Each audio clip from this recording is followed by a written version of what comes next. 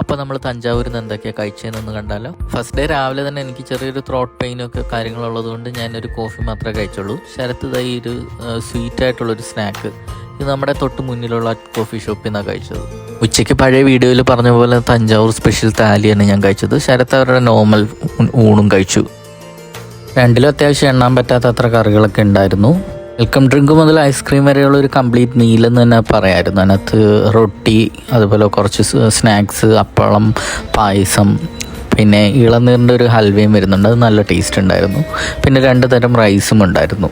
അത് അടിപൊളിയായിരുന്നു. അത്യാവശ്യം കുറച്ച് ഒരു 350 റേഞ്ച് വന്നെങ്കിലും അത്യാവശ്യം നല്ല ഫുഡായിരുന്നു. ഞാൻ ഈ നെയ് റോസ്റ്റും ശരത്ത് അതുപോലെ തന്നെ പൊറോട്ടയായിരുന്നു കഴിച്ചത്, വെജിറ്റേറിയൻ ഹോട്ടലിൽ നിന്ന് തന്നെ.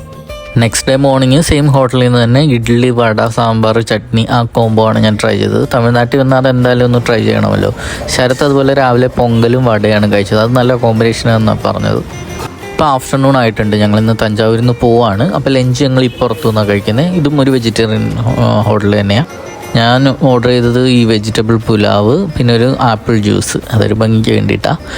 ശരത്ത് അവിടുന്ന് ബൺ പൊറോട്ടയും ഒരു വെജിറ്റബിൾ കറിയാണ് കഴിച്ചത്. അപ്പോൾ അത്രയൊക്കെയാണ് ഞങ്ങൾ കഴിച്ചത്.